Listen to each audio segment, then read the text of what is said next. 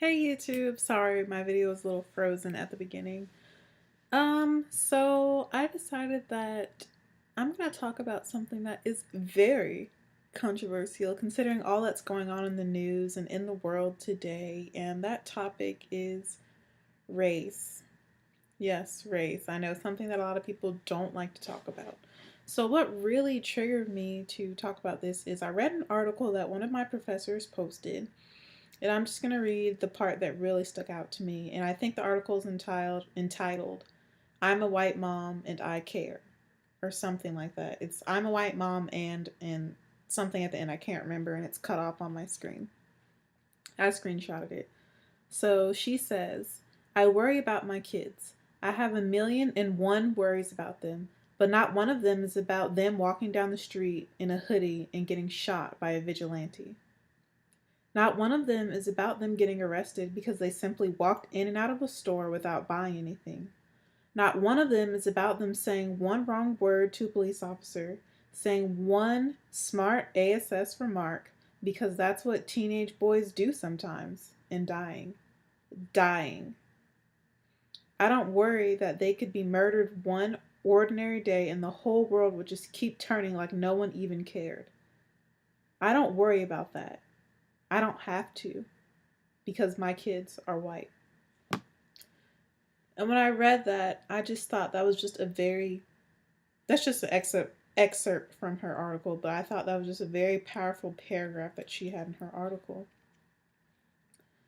And then a lady underneath the article that is a friend, I guess, of my professor commented, yes, it is a sad world.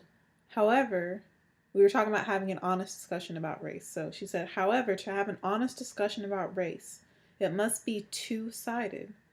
White people are judged harshly by black people all the time. It takes everyone being willing to admit their own prejudice, and black people have many, many prejudices towards white people. And I know this firsthand because she grew up in Miami and not in the Midwest, and she goes on to say that she was one of the only non-black people in her classes. And she says that I grew up with bigotry and racism spewed at me from fellow students, teachers, and random people. When will that much needed, honest discussion about race be had? I think people need to be wary of throwing stones in their glass house of race relations. And she also makes a very good point. And I want to talk about how we can crush these stereotypes and these prejudices. And my response to what she said was, true, true.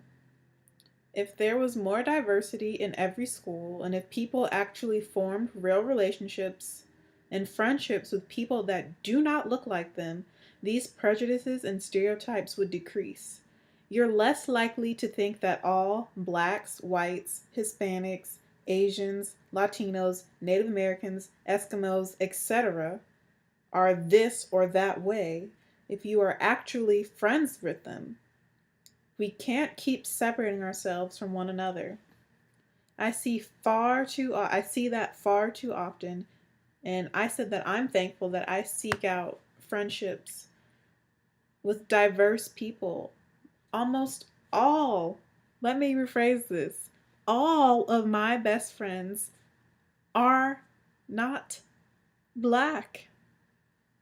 I have one best friend from third grade whose name is Jessica, and she's half black.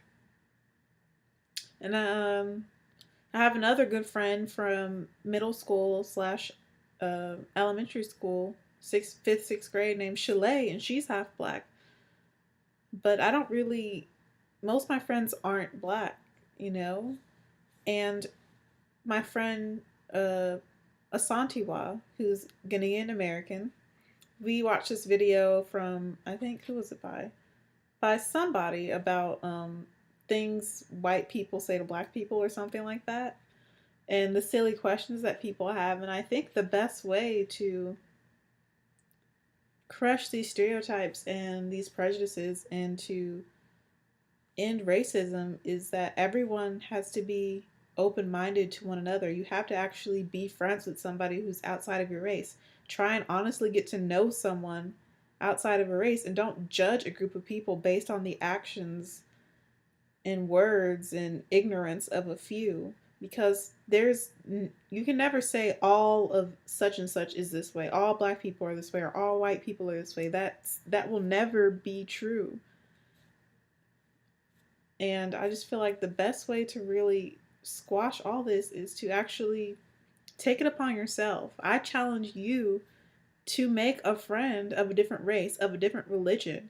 Because people do the same thing with Muslims. Oh, all Muslims are this way, or all Muslims are terrorists. Do you even know any Muslims? How can you say that when you haven't even talked to a Muslim? I have a Muslim best friend whose name is Naziha. It's like, you really can't say anything until you actually meet and talk with somebody who's of that religion or race or ethnicity or nationality or whatever it may be that you're judging them on and basing your stereotypes and your prejudices on.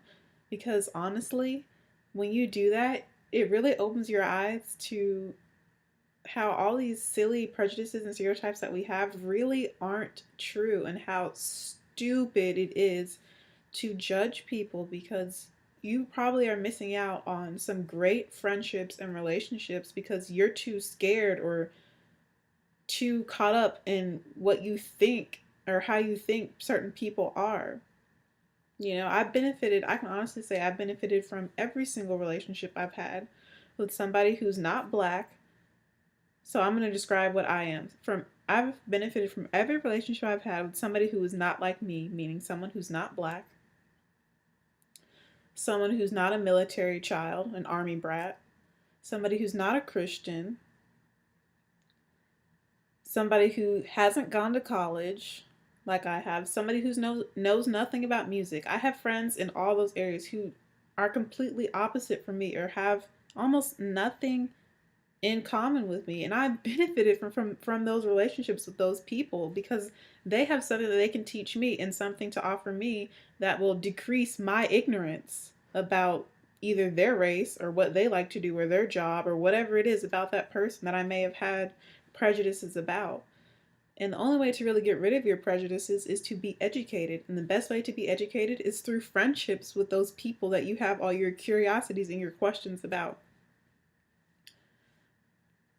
Numerous times I've been asked, let's just go back to some of the things that have happened in my life. So one thing that really stuck out to me in my life is I was in 7th or 8th grade, and this girl who I think she's half Filipino, half Chinese. We were in our homeroom class, and she looks at me and asks me if black people get acne. And she asked me, like, do I have acne? And I was like, yeah, I get acne. I think everyone gets acne. All races experience acne. And she's like, well, you're just so dark, you can't really tell. And that's one of the first things I was like, what the heck kind of question is that? Now, if she had more black friends, maybe she wouldn't be asking that, and she would see that black people get acne. Another thing that stuck out to me is when I first moved to the States from Germany. I left Germany, I was like 8 years old, and when I started going to school with other people, is people always ask me, especially in Hawaii, people ask me, why aren't you ghetto? Or why do you speak like that? Excuse me, I didn't know all black people were supposed to be ghetto or speak a certain way. You know what I'm saying? Like, just things like that. If everyone had more black friends or more Asian friends or more this or that, then you wouldn't believe these stupid stereotypes and prejudices that people have put on people, the labels that we've created for certain races and stuff. Like, if you had friends that were different, then you would know that these things aren't true. And really, the only race that really has stereotypes and prejudice that everyone universally knows aren't true are white people. Because my Ghanaian friend Asantua made a great point. We commented on the video about things white people say to black people, and she said, exactly. I said something before, but this is her response. She said, exactly. I'm like, dear certain white people, we know not all white people. The reason why I don't have to ask you ridiculous questions is because I've been surrounded by white people throughout my entire life. As a result, I've learned about you. Maybe you should get more black friends and figure out the answers to your own questions. And I feel like this is true for every race. I have Hispanic friends I have a Brazilian friend. I have Ukrainian friends. I have Bulgarian friends. I have Filipino friends. I have Chinese friends. I have Thai friends. I have Vietnamese friends. I have Slovenian friends. I have friends from California. I have friends from Utah. I have friends that are Mormon, that are Muslim, that are Jehovah's Witnesses, that are Christians, that are Pentecostal, that are Episcopalian, that are Catholic. And because I have all those friends, I don't hold on to or believe any of the stereotypes, prejudices, or labels that people create about all those different races, ethnicities, and religions and nationalities that I just mentioned. And my challenge to you is to try and diversify your circle of friends.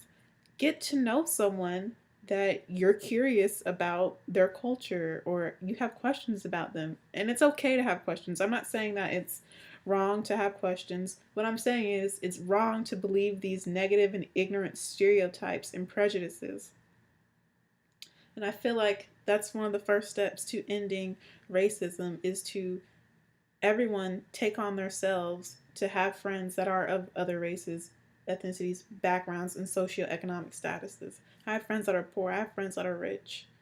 I have friends of from all over the world, and that's what I'm trying to say is you need to diversify your circle. That's the first step to really getting to know people and to squash prejudice and racism and stereotypes and to really understand and appreciate everyone of all backgrounds. That's how you really love, you learn to love diversity, you learn to love people that you never knew about. And that's what I love about my life. And I'm thankful that my dad was in the Army. He still is in the Army. I'm thankful my dad's in the military.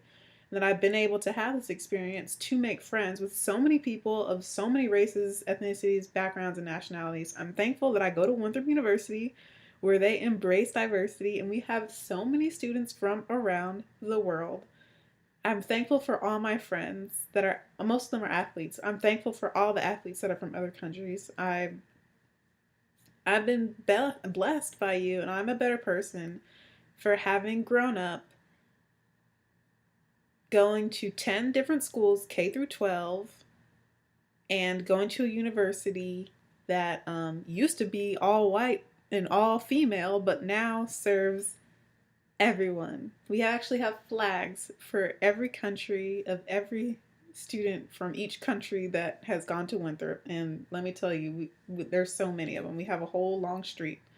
And so I'm just thankful that I have diverse friendships. And if you really care about racism, if you really care about stopping the ignorant stereotypes, labels, and prejudices, then you will take this challenge and run with it just for the next year. Try and get to know 3 people that aren't like you in some way, in a big way, meaning they have a different race, a different nationality, a different culture, or a different religion, something that's drastically different.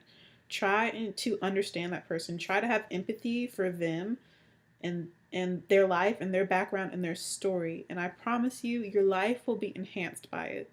And that is all I have to say about racism, prejudice, stereotypes, and judging. So go out into the world and make a friend that isn't like you, that doesn't look like you, and you never know. You might end up falling in love with that person.